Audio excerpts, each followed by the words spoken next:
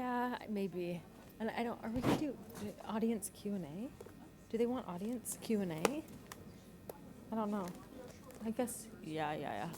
Maybe I'll see if I can get a couple questions.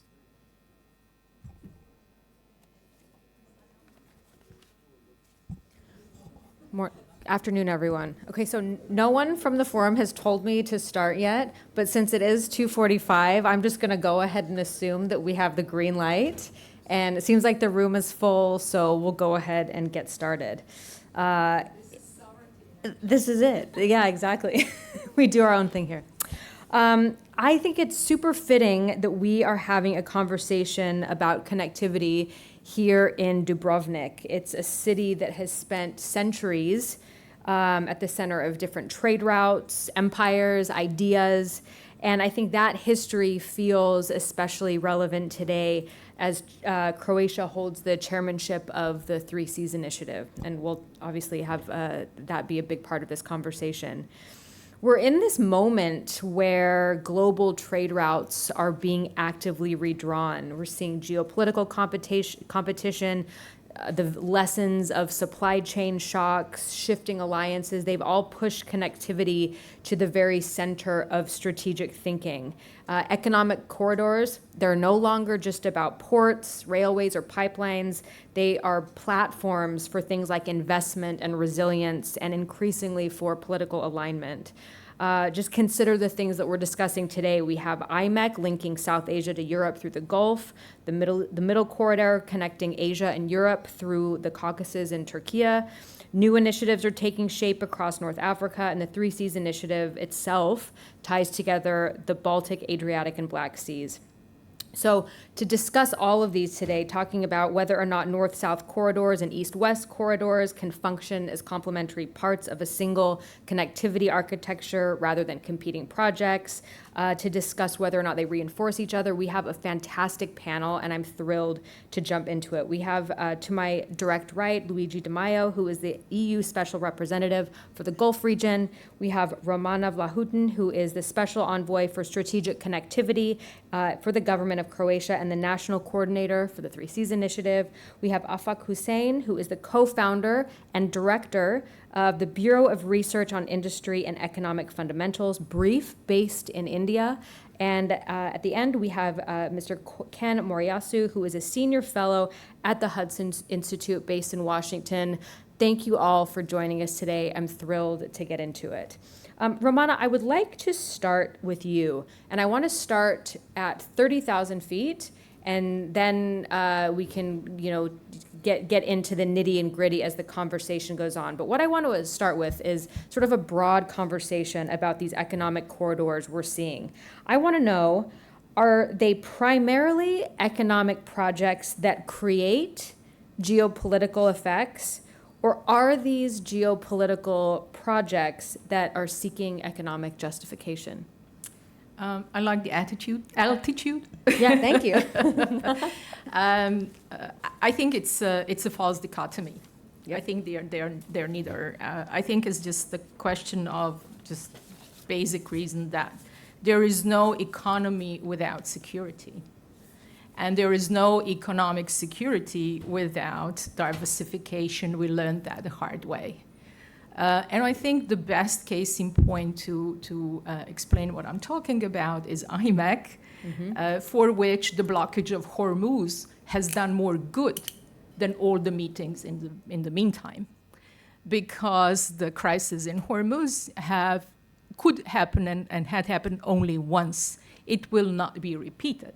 It will not be repeated because the region and everyone who depended or depends on that passage has learned the hard way that they need to find alternative routes. And that alternative route for that region is IMEC. So I think really we need to, and this is something that I've been saying from the very beginning of all my work on connectivity, is in every policy, not just foreign policy, security is a fundamental. And then everything else comes after that. So what we are talking about is really diversification so that you can make choices and you can be free.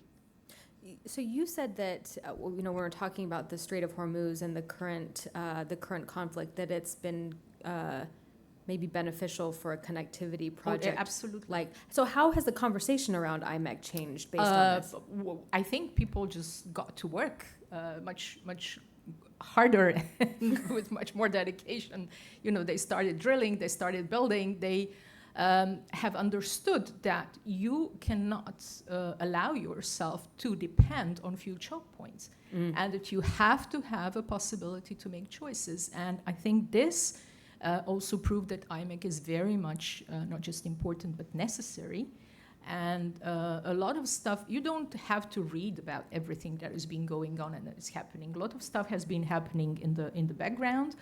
I think this is one of the projects, obviously we'll talk about it more, it is something that is absolutely going to materialize quite wide in a way. It's not one line, IMEC is not one line. I think my other colleagues will talk about it as well. It's a concept, it's really connecting Mediterranean to the Indian Sea, but through diversified lanes. Absolutely. So Luigi, I want to come to you, but also for the other panelists. I always like to host these as more of a free-flowing conversation rather than question to question. So if anything comes up that you want to jump in on, just holler and I'll make sure to get you in on the conversation. But I want to come to you next to bring the Gulf into the conversation. The entire region has become a central node in projects like IMEC.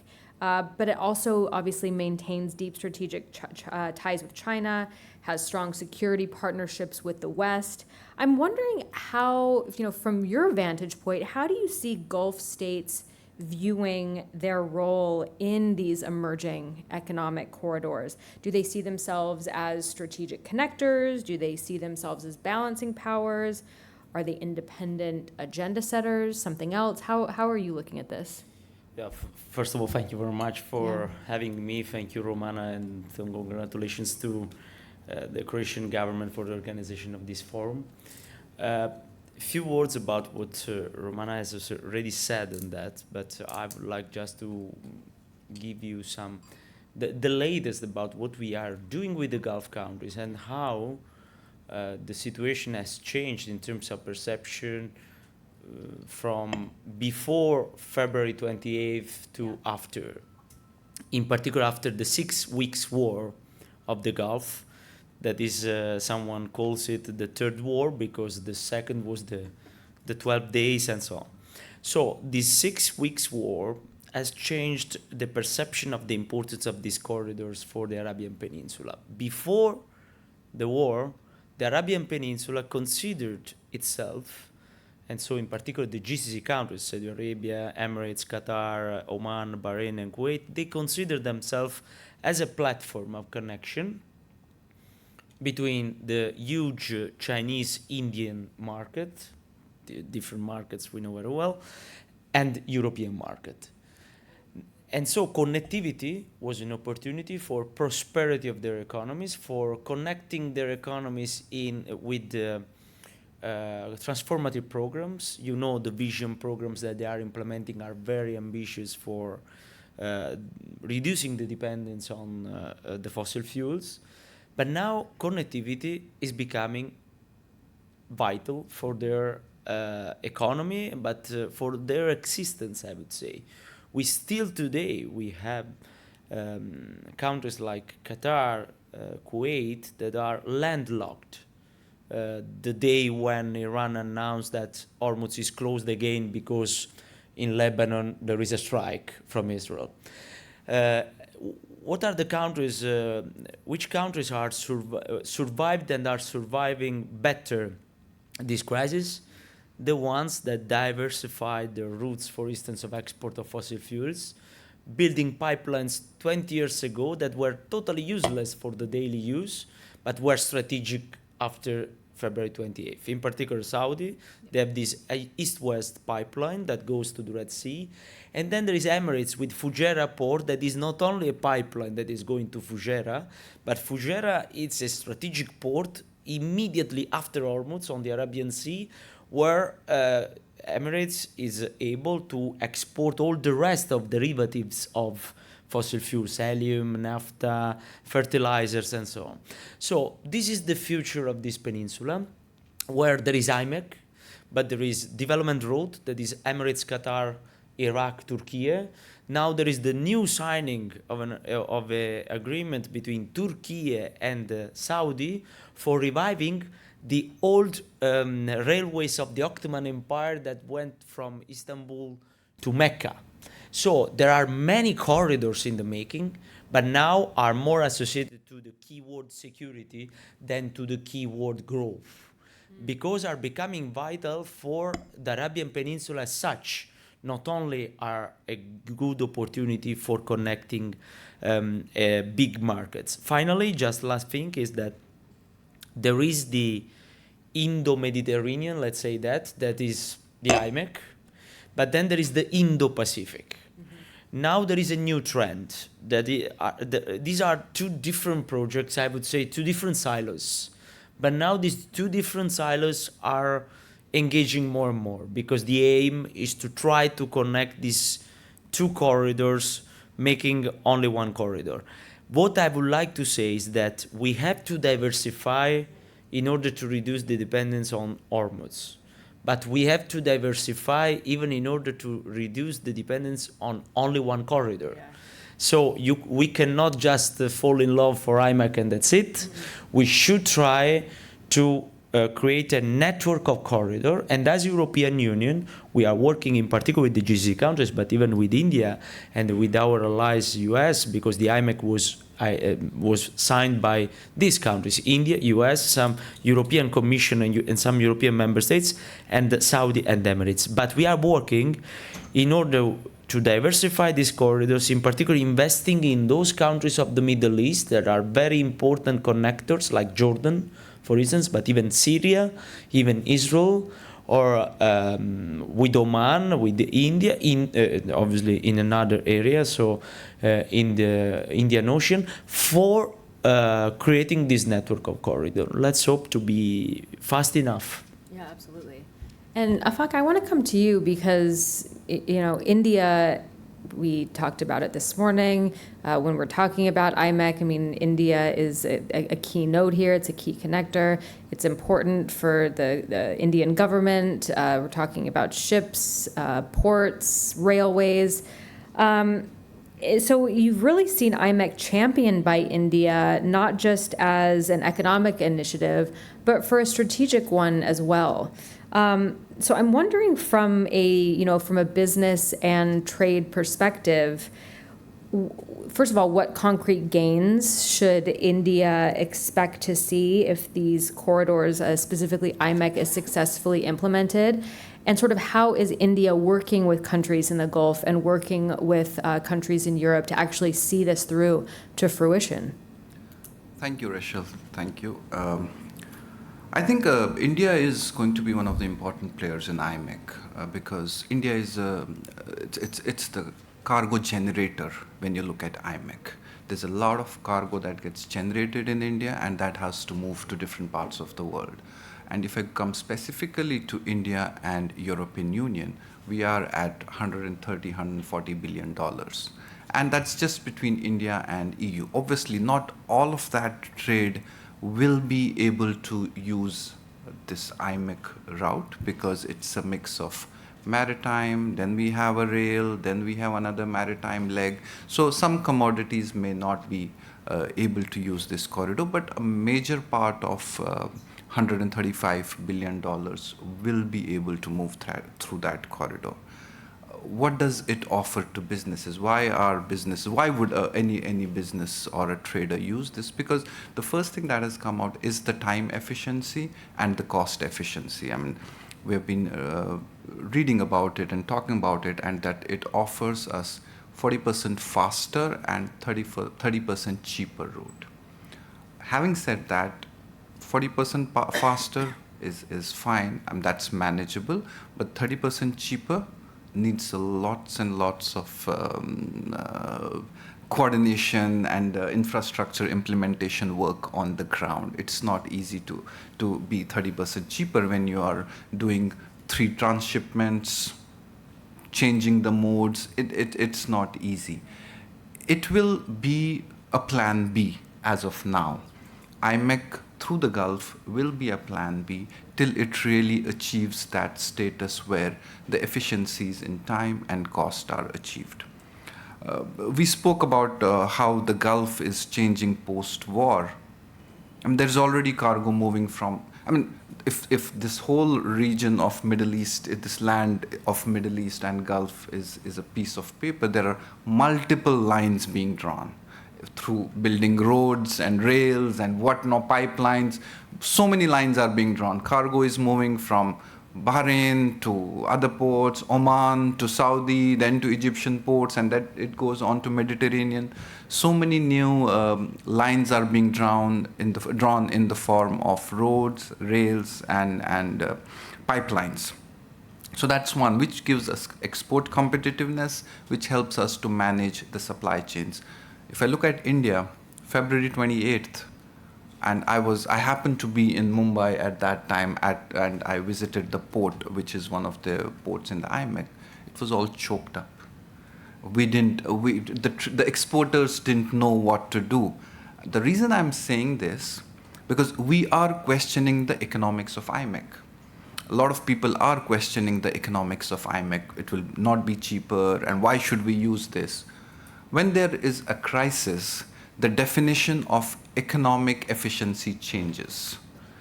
In a normal routine, economic efficiency is defined by cost.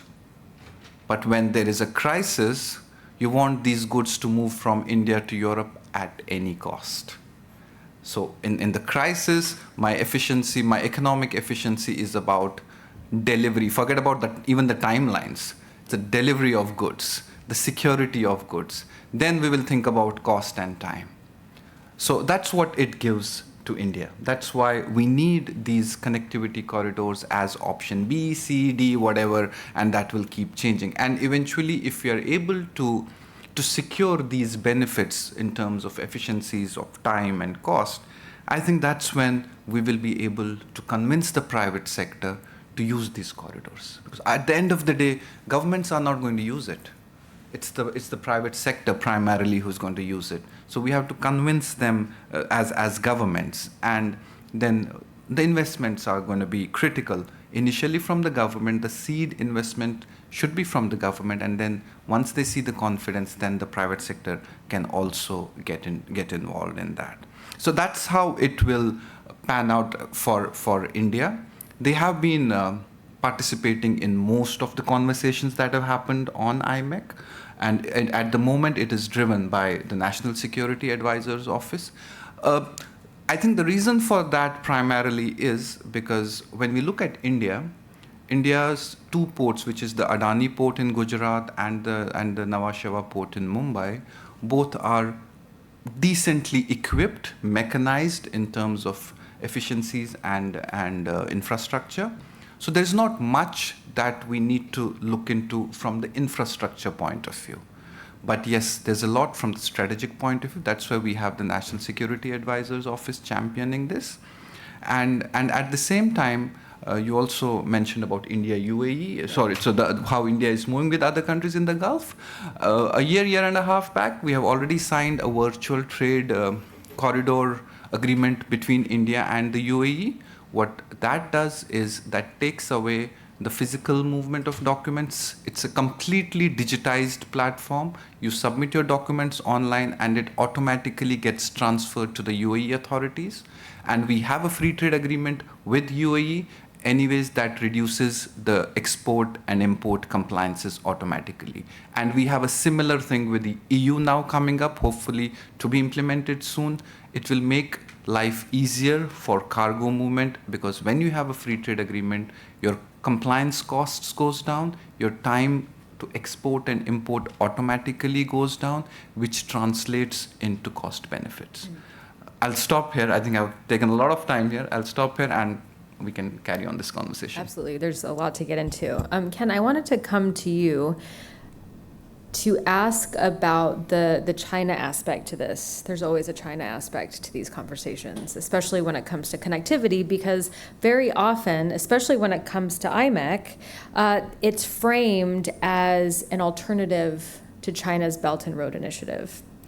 Is this a helpful framing? Is this a correct framing? Or do you think framing it like that risks defining new corridor projects primarily in opposition to China rather than basing them on their own merits? Thank you, Rachel. I have one thing to say today. Please. India is moving out of the Indo-Pacific framing to an Indo-European framing. This is the most important context of what we're seeing, and I'll explain. For the past 15 years, the US policy has been basically expecting the Indian Ocean to be the center of gravity of geopolitics. Robert Kaplan famously wrote in a book called Monsoon that this is going to be the center of gravity going forward for two reasons. One is because India and China, the up-and-coming superpowers, will inevitably clash, and this clash will happen in the Indian Ocean. So just look at the string of pearls ports. The investment by China is just proof that China will be all over the Indian Ocean. That was number one.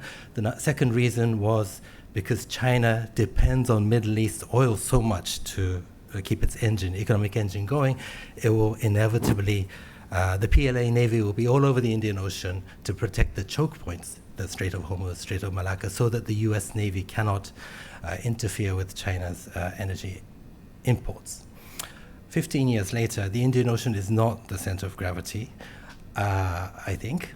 And it's because, I think, China has been trying to escape the Indian Ocean. First, it's trying to avoid the Strait of Hormuz, especially the Strait of Malacca. They call it the Malacca Dilemma. To escape the Malacca Dilemma, they've been moving their energy imports to the continent, to pipelines, gas pipeline to Turkmenistan, the oil pipeline to Kazakhstan, the gas pipeline to Siberia, the power of Siberia. And by doing so, they're trying to build energy pipelines that are insular from the US Navy. That's the first one. But they're also moving away from oil itself. And for electric vehicles, for instance, they're pushing very hard. And that electricity comes from nuclear and coal, burning coal. And that coal comes from domestic production and from Mongolia. So I think the US and Japan has mistakenly focused too much on the Indo-Pacific. By focusing on the Indo-Pacific, you miss the importance of Mongolia, for instance. Mongolia, because of its coal, sustains China's push to electric vehicles, which enables China to have the freedom to break away from the US Navy, which over time will give it the freedom to take action on Taiwan, for instance. So this is happening. India, and while China moves to the continent for energy, but also for its trade, it's moving its Belt and Road through Xinjiang, through Central Asia, to Turkey and to Europe. And if this is China's strategy to move away from the Indian Ocean, then we have to look at India. If you look at India on the map, India and China are blocked by the Himalaya mountains. So from China's perspective, there is no pipeline to build, there is no railroad to build. The Himalaya blocks the engagement, economic engagement through there. So from China's continental strategy, India is irrelevant. Although India is very big and very important, and a rival for China, in its escape from the Indian Ocean, I think India is not in the picture for China's strategy. Meanwhile, for India to be involved in Central Asia, as much as India would like to have connections with Central Asia, it is blocked by Pakistan as well. They have to go through Pakistan if they want to build any pipelines or railroads. So from the Himalayas and the Pakistan, India is an island of its own. So I think that's why there is no connection to this inland continental strategy. And I think that is one of the reasons why the Pentagon just announced last week that they're shifting their name from the Indo-Pacific Command to the Pacific Command. That is to focus its energy and assets to the Pacific, abandoning this concept that the somehow Indian Ocean and the Pacific Ocean are connected. Meanwhile, going back to IMEC, I think the core of IMEC is Israel and India. These are the two countries, they found each other, and this connection will only continue to strengthen. From Israel's perspective, they are preparing for the day that the US will be less engaged in the Middle East, and they looked around at who could be their protector, especially at the UN. And the natural response is to go to the P5 countries who have a veto. If the US cannot protect Israel, who else can protect it? The UK will always be with the US, so UK is out of the picture. So they have France, China, or Russia. None of them are attractive. So I think they've come to the conclusion that India is the power that they can depend on. And from India's perspective, Israel is very convenient. It has high tech, especially defensive high tech, which they can acquire through Israel without choosing sides between the US, the West, or China, or Russia. Very convenient partner. So I think this is bringing these two together. When Prime Minister Modi went to Israel a few months ago, it was a 2-day visit. The first day, Netanyahu and his wife went to the airport to greet Prime Minister Modi. After the meeting, Modi gave a speech at the Knesset, and then the next day, Netanyahu and his wife went to the airport to see him off again. They embraced at the airport for 17 seconds. You should see the YouTube video. Very long. So very close. But if you look at that, IMEC is basically trying to connect Israel and India. And then Israel wants to bring in UAE because it's their new ally. So it has to go through India, UAE, and Israel. But to do that, they have to go through Saudi Arabia. I think Saudi Arabia will have the casting vote. Turkey and Israel are trying to pull Saudi Arabia to itself. The Turkey-Saudi Arabia railway is a way to prevent Saudi Arabia from taking part in IMEC. And of course, Israel, UAE, and India will try to keep Saudi Arabia on its side. So I think this is the context of what we're saying. I didn't answer your question about China. I was just going to say, you said everything, but you did not answer my BRI question. But we'll get to that. And so, Afak, you wanted to jump in? I won't answer your question on China. Oh, sure. Framing. And I'm going to come to Romana and Luigi on the de-risking versus decoupling too. So yeah, go ahead. Yeah. So I think that was not the right thing to do when we are comparing BRI and IMEC. Okay. Yeah. The reason for that is that Belt and Road Initiative is more than 10 years old initiative. They are completely different frameworks and platforms and objectives. And Belt and Road is a more than 10-year-old initiative. A lot of investment has happened. Some data points say 1 trillion, some say whatever is the number, but there's a huge investment that has already happened. There's a lot of cargo which is already moving in that, and it's more than 60 or 70 countries who are part of it. The kind of financing, it's more China, one country dominating the financing, and once you dominate the financing, you dominate the infrastructure and the other things. While IMEC operates in a different format, it's more of limited countries at the moment, and not one country leading it. They're all coming together. It's a new initiative, and if you look at BRI, I mean, there are projects like China-Europe Rail, which has been there. There's more than around 2 million containers already moving in that. So it's at an advanced stage. So we cannot, and yeah, another important thing, there are countries in IMEC who are part of BRI as well. So that narrative of pitching it against each other, I would not want that to happen. Let this grow up, let this move, and see the light of the day, and then we can look at the narratives and competition and all those things that can come at a later stage. Yeah. The competition is not fair at the moment. Yeah, I mean, Italy plays an interesting role here because, it's a key country in the IMEC project, but it was also a member of, it had BRI projects as well. And then Giorgia Meloni decided not to renew the BRI MOU. I think that was at the end of 2024, if I'm not mistaken. I think that the best is to just frame in timeline the signing of the MOU of IMEC. Yeah. Because it was signed in New Delhi back-to-back with the G20 summit, where even Saudi Arabia and Emirates were invited, as in particular Emirates, because Saudi is a member. And it was few days after that the BRICS invited Emirates and Saudi in the BRICS Plus.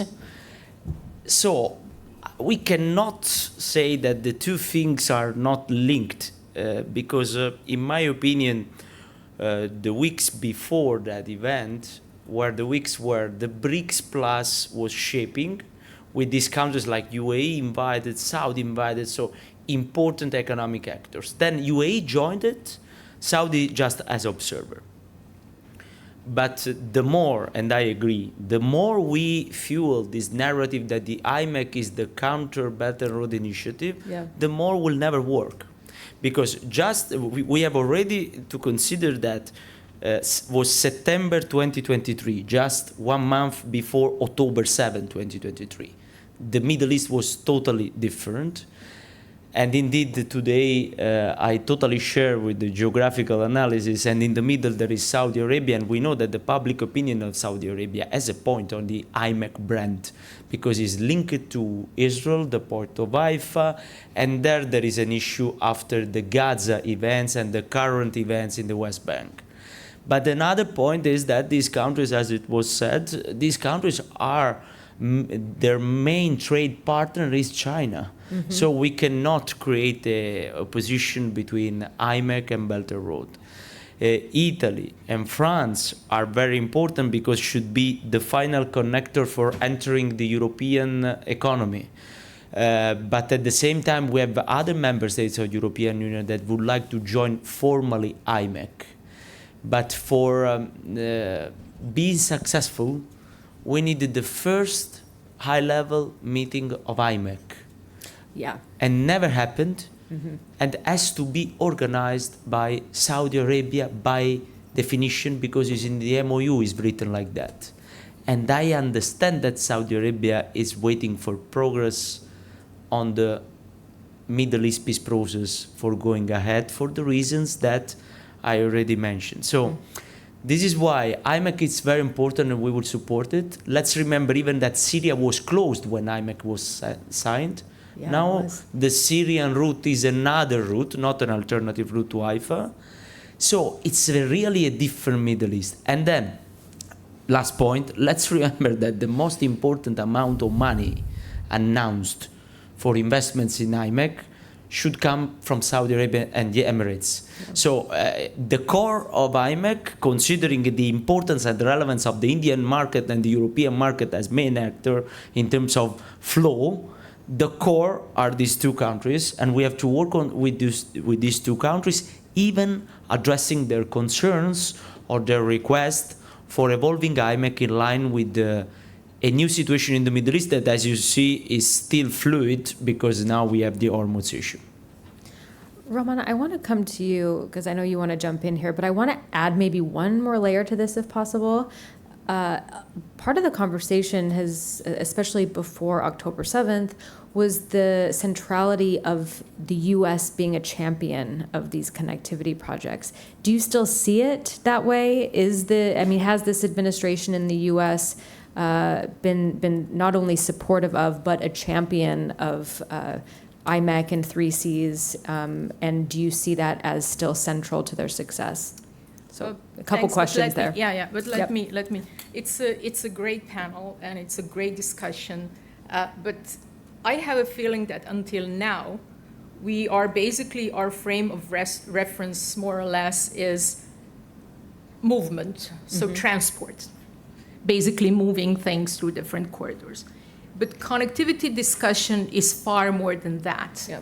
Connectivity discussion is value chains discussion. And that is, it's not value neutral. So we need to look at it really as systems that will have different engagement at different value level. Railway is lower value level system, if you wish. Yeah? You need to move things from A to B. Okay, it's not that important whether it's this road or that road, as long as there is a road. But more you move up to tech, this is where the real, I can't say trouble, but the real stuff starts. And I think Pax Silica is a fantastic explanation of what's going on.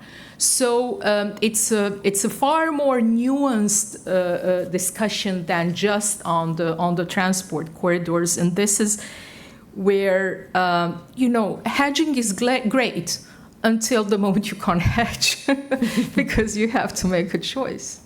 And everyone hits that wall at some point. It's very interesting, and now I'm moving to the US. What was the first active US action on connectivity was Latin America, was South America, and was basically cutting Chinese value chains or kicking China out of value chains. So this is, I think, where the real discussion is gonna happen at a high value stakes. For the connectivity initiatives in this part of the world, and please do ask me about the 3 Cs in the late. I will. It's right here. Because it's interesting Yeah. and it's important to something that Luigi has mentioned. For US, I mean, in terms of transport, they don't have a dog in this fight in a way. Yeah. It's something else. It's some other calculation. And I think the calculation is a capacity of your partner to make a choice, and then a choice that your partner makes. Yes, US is going to be, I think, will remain as active as possible wherever it has interest to have its partner be able to make a choice that is preferable to them. So it really, in a way, somehow, it's fascinating to watch, but within the last maybe 5 years, connectivity became the key geopolitical discussion because it's a system discussion. So, I'll leave it at that, and then when we come to the 3 Cs, I'll do more. I kind of want to move from IMEC to these different connectivity corridors. IMEC gets a lot of the attention, but Ken, you've talked about and discussed about the middle corridor. I don't think this gets a lot of airplay. It doesn't get a lot of discussion. Can you talk a little bit about that specifically, the role of the middle corridor specifically? It's gained renewed attention as companies are seeking alternatives to routes passing through Russia. So I'm wondering, is this a sustainable shift? What geopolitical factors are going to determine whether or not this corridor becomes a lasting feature of Eurasian trade? Is it linking into IMEC and 3 Cs? I mean, where does this fall in the discussion? Right. So just to be a little controversial, please. I think the middle corridor and the 3 Cs are absolutely critical to the future of Taiwan. And I think this is just my take. I don't know if it's right or not, but if you ask me, I think China's strategy, if they want to take Taiwan, and they've said they want to take Taiwan, is twofold. First, for the next 10 years, I think they will move away from the Indian Ocean to the Middle East middle corridor, and which passes the 3 Cs initiative to reach Europe. And once they are confident that this corridor, they can escape the Indian Ocean, then they can take action on Taiwan. So that would not be 2027 or 2028, as is often mentioned, but closer to 2049. And the middle corridor and the Belt and Road are very much overlapping. I think Xi Jinping, his signature program is the Belt and Road, and I think this is, it's connected to his upbringing in Shanxi province, which is a northern part of China. He is the first leader of the People's Republic of China that doesn't come from the south. Mao Zedong, Deng Xiaoping, Jiang Zemin, Hu Jintao, all kind of came from the south. The south is all about trade and manufacturing and expanding GDP. A higher GDP will keep China safe because it's so important to the global supply chain. This is the southern mentality. I think the northern mentality is like centuries of fending off the nomads, starting from the Xiongnu to the Mongolians to the Manchus, building the Great Wall of China. Very much a land power focused mentality, and I think that has influenced Xi Jinping's signature policy, which is the Belt and Road, primarily going through Central Asia. I think as China tries to build these continental corridors, this is very much in line with Halford Mackinder's theory, but like who controls the heartland, which is Central Asia, controls the world. And from a US perspective, a US and the Western Alliance perspective, I think it's important to understand this Chinese strategy and to formulate strategies that match that and try to deter in ways that are most effective. I think right now the Pentagon strategy is to focus on the Taiwan Strait, gather the same amount of warships, submarines, aircraft carriers, so that they go pound for pound militarily with China, so that China doesn't have the confidence to successfully overtake Taiwan. I call that trying to hold down China with muscle. My proposal is like acupuncture foreign policy. Think of the pressure points that China has and stick needles into it. And those pressure points are all in Central Asia because that's where China sees an insular path to maintain its economy. And so what this middle corridor has to pass through various countries, starting from Kazakhstan, Uzbekistan, Azerbaijan, Georgia, Armenia, Turkey. These are swing states, I say. And what the US needs to do is establish relations with this, because China, if this is the strategy, if they want to have this insular corridor in order to have freedom of action in Taiwan, they need 100% confidence that each of these countries are on its side in a time of crisis. All America has to do is peel off one or two, especially Azerbaijan, so that China doesn't have 100% confidence. And then if you extend that middle corridor, you come to the 3 Cs. And for China to pass the 3 Cs, to go to the European market, if the 3 Cs are connected, are unified, and they insist that China has to go through EU standards, for instance, then that becomes a very powerful deterrent for China. So I think for the 3 Cs countries is to understand this Chinese strategy and to make sure that it's not peeled off country by country. Romana, I want to come to you to talk about the 3 Cs initiative. I can sit here and ask you a couple targeted questions, but you've listened to this entire panel. You know how the 3 Cs initiative fits into this better than anyone. Can you talk a little bit about that for us? Thanks a lot. I think, and I'll try very briefly to explain why I think that the 3 Cs initiative is absolutely the most important, at this very moment, the most important European connectivity initiative.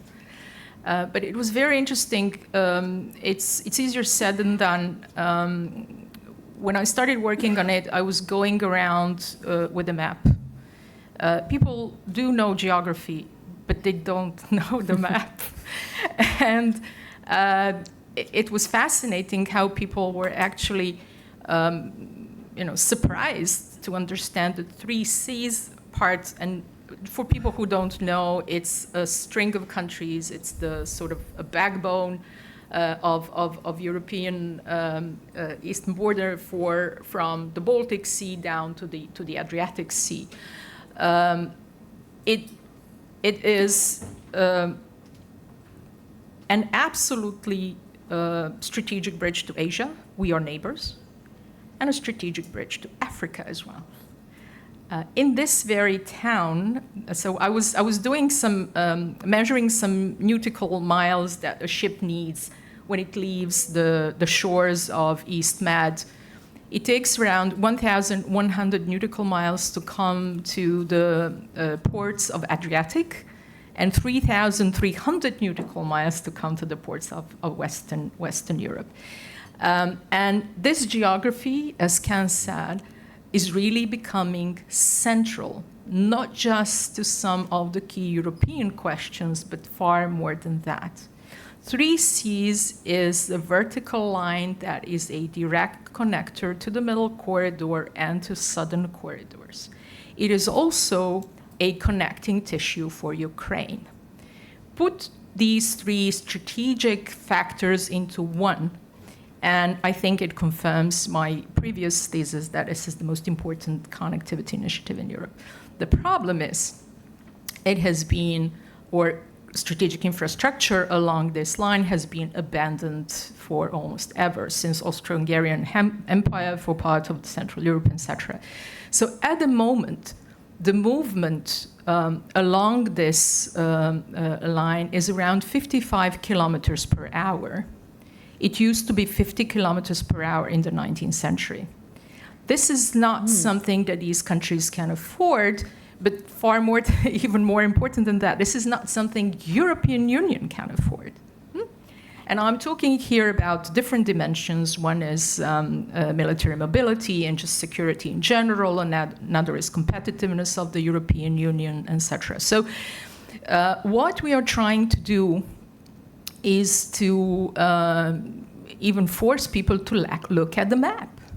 I'm thinking energy security, my first reflex is Africa as well. Huh? We need to understand that also the Mediterranean Sea became the Central European Sea again. The northern route is done. The northern route through Russia is neutralized. It's not going to come back to life anytime soon. When it comes back, it will be in bits and pieces, etc. This generation of decision leaders has been brought up through the conflict in Ukraine and will have a different sentiment to the whole. So we are really now down to the middle corridor and the southern corridor. And it was mentioned already, this pivot to India, European pivot to India, and Indian pivot to Europe is one of the main factors for the next decade. The way I think we understand it in Europe and in this part of Europe is linking Mediterranean to the Indian Ocean, so creation of Indo-Med, and then moving also towards the Pacific, towards Indonesia, Philippines, and etc. So it's a very exciting moment because mental maps are changing. And this is not a small endeavor. And we are trying really to push for everyone to look at Europe in terms of consolidation with far less strategic, far less interest and far more, small interest, far more with a strategic mind on how do we use this entire space. Yeah. So, Afak, I want to come to you, and anyone else can hop in on this too, because we talk a lot about the geopolitical implications of this, buy-in from governments, having government champions. But at the end of the day, what's going to ultimately determine success here is the private sector participation. Companies have to believe in these corridors. They have to use them. They have to see benefits from them. So I'm wondering, are there incentives and or policy reforms that have to take place now to sustain private investments in these projects? Do we have enough private sector interest? Is that where the conversation is heading? What does this look like, from an Indian standpoint, but also broader a little bit as well, if you can? Private sector, whenever they invest in connectivity projects, there is a lot of thought process and a lot of due diligence that goes into it, because it's a lot of money and it's a long-term investment. These connectivity investments are not for 2 years, 3 years, 5 years. They are long-term investments. So there's a lot of due diligence and thought process that goes into that. And when it comes to the connectivity projects in the present times, it is all the more important that private sector will be more scrutinizing in terms of investing in these projects. So how do we do it? In one of my reports that was published a year back, if I talk specifically about IMEC, we have a funding shortfall of around $5 billion to complete to make sure that the first container moves. I mean, I'm talking more from the transportation corridor as an example, to make sure that the first container moves as per the framework of IMEC, because there are some railway lines are missing, some terminals are missing, and all those things. So it's approximately around $5 to $6 billion. Can some government initiate that? Once the governments initiate that, the private sector gets that confidence, and then they hop on for that. Because you have to make sure that private sector gets that confidence that their money is secured. They're investing in a secured ecosystem and a secured environment. That's where it becomes important. Saudi Arabia, when we launched IMEC in 2023, Saudi Arabia pledged around, I think, $20 billion at that time, that we will use that money to invest. But unfortunately, with the changing geopolitical and other scenarios in the Middle East, that didn't come through. But this 5 billion be managed somewhere through the government support, and then the private sector hops in. That's one strategy that can be used for private sector investment, because there are two roles for private sector. One is the investment, the other is using this infrastructure, because the users are also private sector. So how do you build? So that confidence building would come from the governments. One very important element for that is security. I mean, we haven't discussed much about that. How do we ensure? Because whether it is cargo movement, whether it is energy movement, or the digital cables being the undersea cables, we have to secure them. The security is going to be critical. Again, that falls on the government. Yeah. So these are some of the key things that we need to keep in mind. Having said that, the opportunities also need to be brought out. Again, one of my reports in the next week says that there is a potential of around $330 billion of trade that can be enabled through this large landmass of the Middle East through multiple lines. I know we're running short on time, so yeah. So that's the kind of potential that can also incentivize the private sector. But that needs to be publicized. Not many people would be knowing about that. So those are the kind of things that private sector needs to look at. And another important point is the coordinated infrastructural development among the countries. When you're building infrastructure in your countries, whether it is Saudi Arabia, so they're building it for their own infrastructure development. But you need to link it up with a corridor, because when two countries build infrastructure, different countries have different standards. If I talk about railways has different gauges. So you need to build your own infrastructure, but build it with a vision that I'm going to be part of this. This will benefit this whole larger corridor development as well. Yep. So those are some of the things that governments need to do. But as to the starting point remains, can we have those local government coordinators or Sherpas coming together, meeting regularly and talking? Very important. You wanted to hop in? Yes, just one thing about investors and the fact that they need trust, they need confidence in the routes. At the end of the day, in any case, we can diversify. If we look now at the example of Hormuz, we can diversify, we can reach other ports. But in any case, we know that the shipping is not replaceable. Yeah. We cannot put on train or trucks what is shipped, or we can do it, but we need probably 10 times time and 10 times fuel, 10 times even vehicles. So what I want to say is that in any case, the freedom of navigation and the maritime security, it's something that we have to continue to implement and to reinforce, even in order to avoid precedents. Because if tomorrow we diversify and we reduce totally the dependence on Hormuz, and then, Iran close Hormuz or continues to, or wants to ask tolls for Hormuz, we create a precedent that will show up in Malacca and then in other choke points of the world. And the entire free market is founded on a main pillar that is the freedom of navigation and the control of this freedom of navigation via the maritime security. This is why there is a huge debate even among the European countries for protecting the freedom of navigation in Hormuz, but even in Bab el-Mandeb with missions, because we have to avoid the creation of precedents to secure the connectivity, and so to give the private sector enough security, even for the insurances and for allowing the captains to go through some routes. Yeah. Okay, so we have about 5 minutes left. I want to take 2 very quick audience questions. Please, the operative words here are very quick. And if anyone has them, I mean, I'm sure there are questions here because this is a full house. But if not, that's also fine. There's no questions. Oh, come on. This is a very high-level audience. I know there's questions.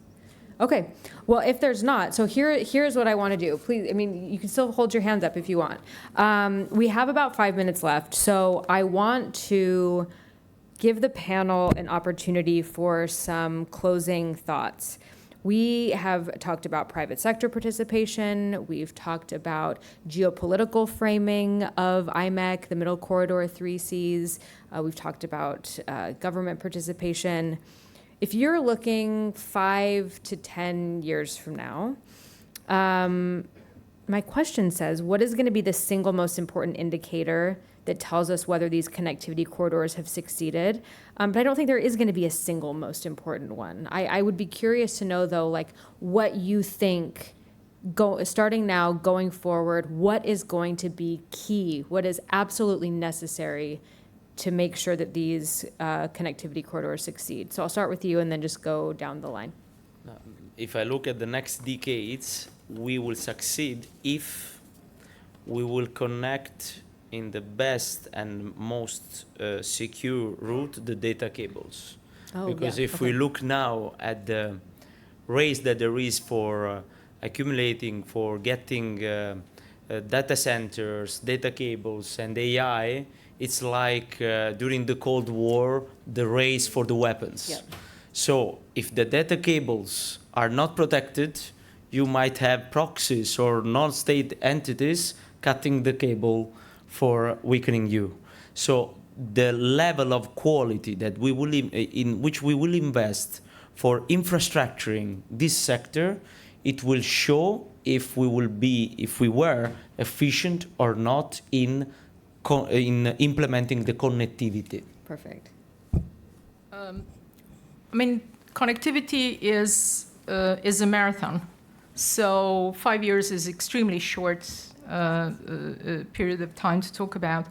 And one thing I've seen, including at the last 3C summit that we had here, the people who are equally or even more interested in this than anyone else is private sector. We expected around 600-700 people at the forum. We got 1,600 registrations from the private sector. They are, almost desperate to understand what to do and how to plan in advance. So if we can create a functional instrument that can combine the interest for security and business interest, that would be something that I think would be the key piece of solving the connectivity issue. Without that, one thing I've learned in the EU, instrument is everything. Mm-hmm. You can dream whatever you want, you can have visions, whatever you wish, etc. If you don't know how to do it and have an instrument capable of implementing, you will not get anywhere. Okay. So it says we have a few minutes left, but I also have a very official-looking person back there pointing at their watch saying I need to wrap up. So we've had, everyone has had an opportunity to speak here. So I think that's okay. Please join me in thanking our panel. This was really wonderful. Yeah. Yeah.